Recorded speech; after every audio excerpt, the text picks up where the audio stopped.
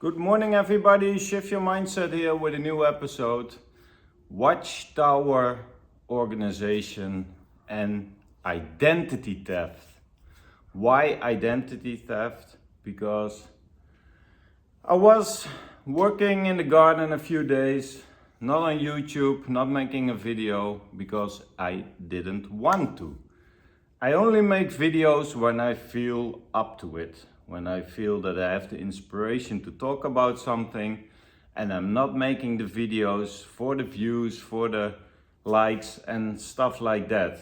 And I was thinking about that video now, what's already leaked for the convention, about that they force people to snitch on each other for asking questions.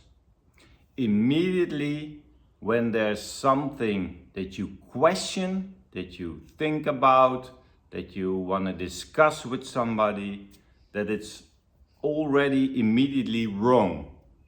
Without listening to it, without verifying it, without taking it into consideration, no, nothing about it. It's just same, plain, simple. We'll throw it away. And it's labeled as negative, it's labeled as almost apostate.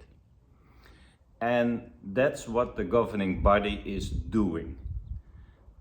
All my videos is not about attacking an individual witness. It's all about an organization.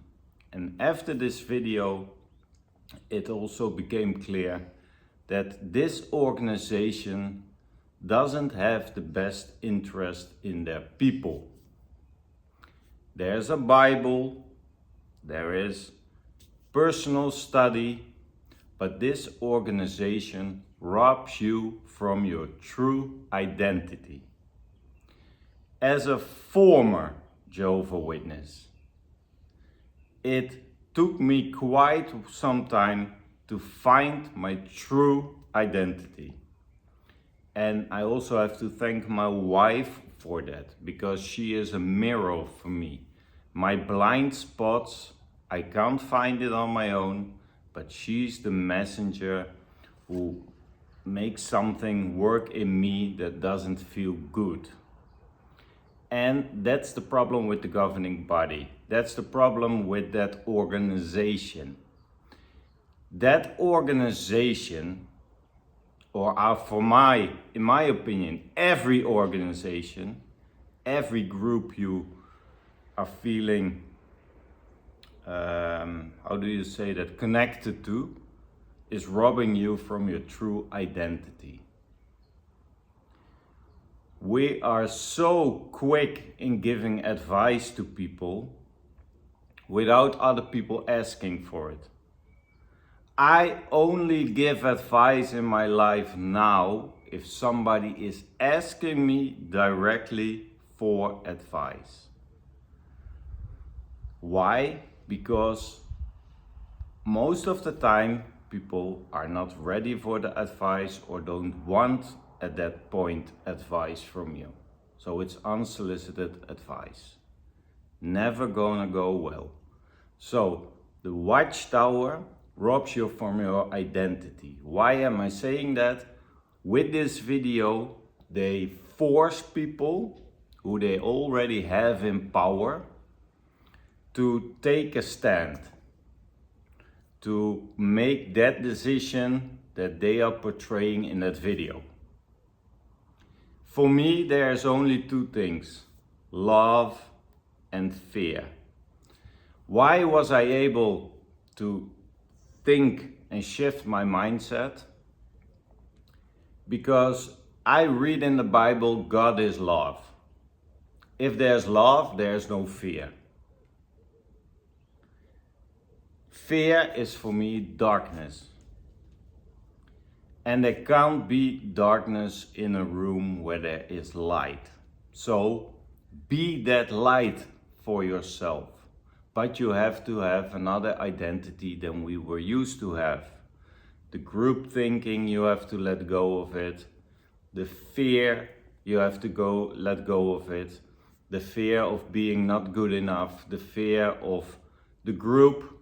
What should they think of me when I go another way? The fear of being expelled, the fear of being not enough. That's a crazy one.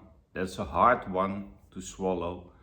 So that whole thing, what the Watchtower is doing, is they take away your self-worth, they take away the joy, they take away your feelings, they take away your ability to think for yourself, and the list goes on and on and on. And that's the thing I have against like an organization, a high controlled religion. They rob you from everything you have. And this new video only confirms it. That's the word I was looking at. It confirms everything that I already know.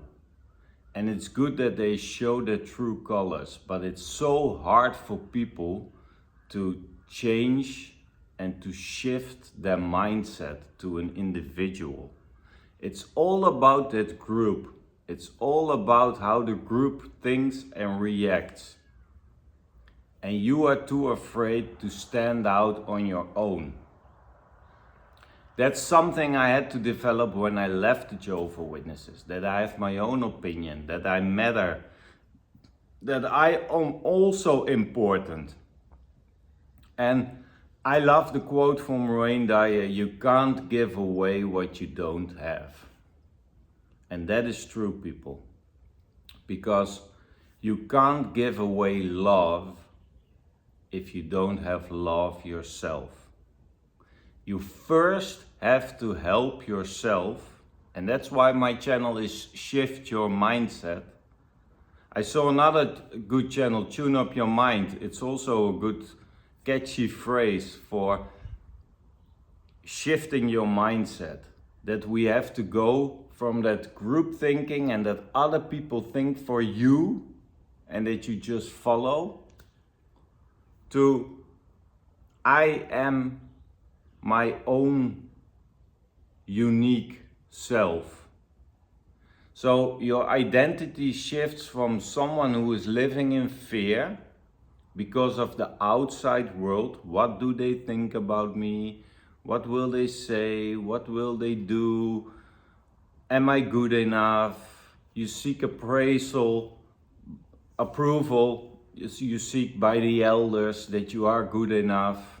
You see it in a lot of high controlled religions that you're doing something in the open to be recognized, and that someone pats you on the back and says, oh, you're a hard worker.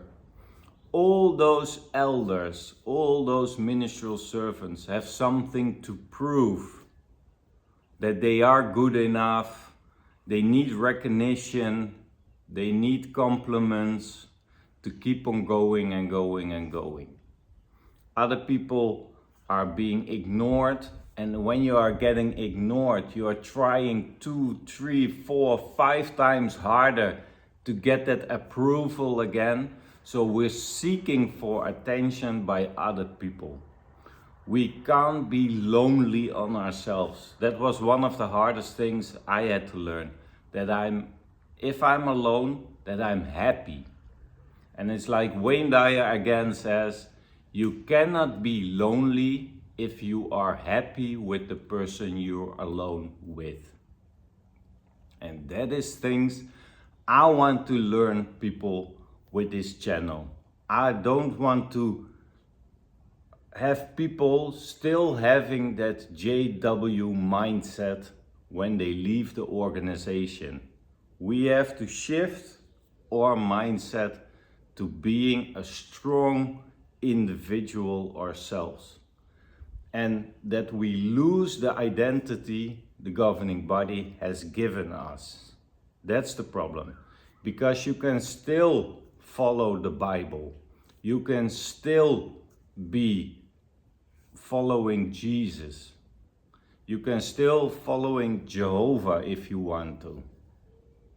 But Change your identity from the person they want you to be as a governing body, as Watchtower, a fearful individual, fear for being not good enough, fear for doing not good enough, doing not enough, more hours in the ministry.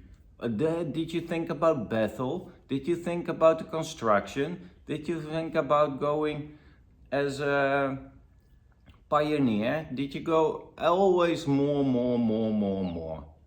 And if you reach that level, you are a pioneer, for example, then you feel still the same. Then you need another goal to fulfill your desire. And it's a never-ending story. So you can't be satisfied if you are working for the governing body for Watchtower. But what if you are realizing when you leave the Jehovah's Witnesses, or you are a Jehovah's Witness who is watching, what if I tell you that at this point you're already good enough? That from the moment you were born, you're good enough. It's okay to have goals. I still have goals, but it's not for me that if I reach that goal, then I am good enough. That if I have an X amount of money, then I'll be recognized by other people as fool. Or if I lose 20 pounds of weight, then I am pretty and people are gonna recognize me and see my physique. No, you're already good enough and you can have individual goals, but the finish line, put it behind you instead of in front of you. And those things, it's just an example, but those things are not taught by the governing body. Why? Because they don't want people to have an own identity with their own mind, with their own thinking capacity and ability.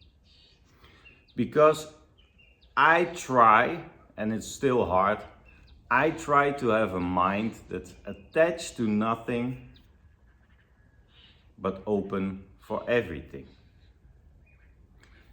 I don't throw away someone's view on a certain part of life. I find it interesting, and if it's not for me, I put it aside, but I'm open for everything that is said. Because now, with that, leaving that old identity that Watchtower gave me, you are able to create your own identity. The Bible, if you still believe in the Bible, that's fine.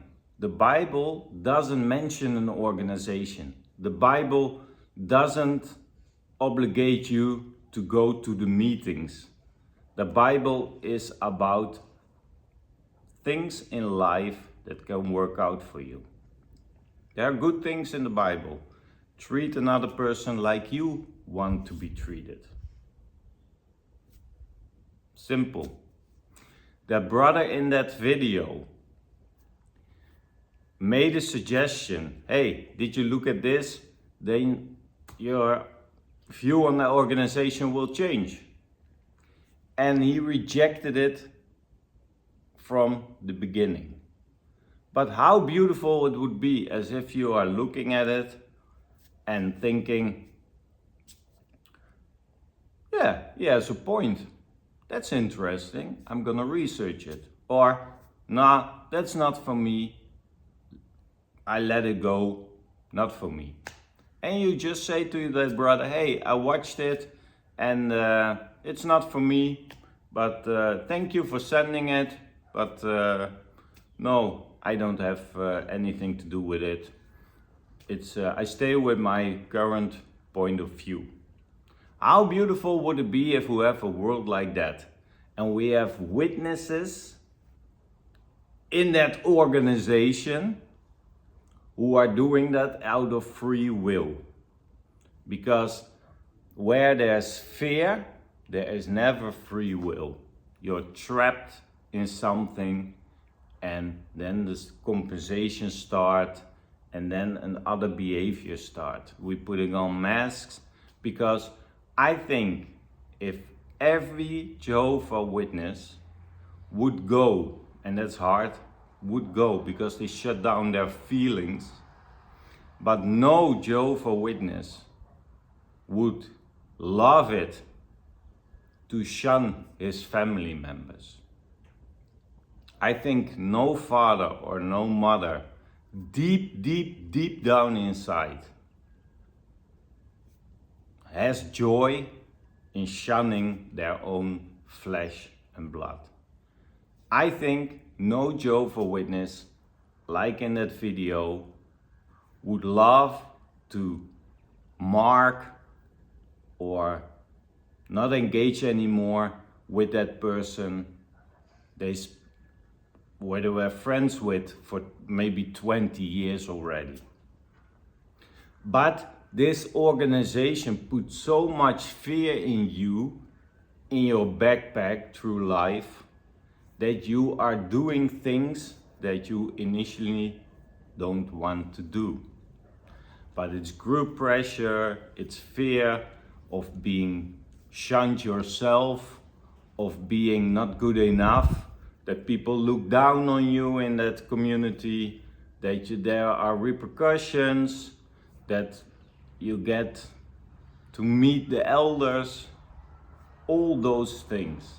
And that's keeping you trapped in that organization. But that organization steals your whole true identity. Because I think everybody is unique. Everybody got a certain talent. One painting, playing soccer, whatever it is, everyone has a gift. Everyone has a talent. Everybody has his own mind, has his own moral compass. Because I think nobody wants to hurt another person on purpose. But because of the whole conditioning and starting like that from childhood on, people are getting bad examples.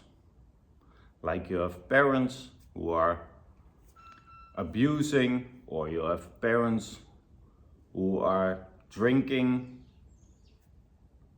too heavily, and then it is passed on the generations after that. So we all have our baggage or luggage or backpack on the back with all those stones in it, and we make life harder. But that organization wants to have you a hard life.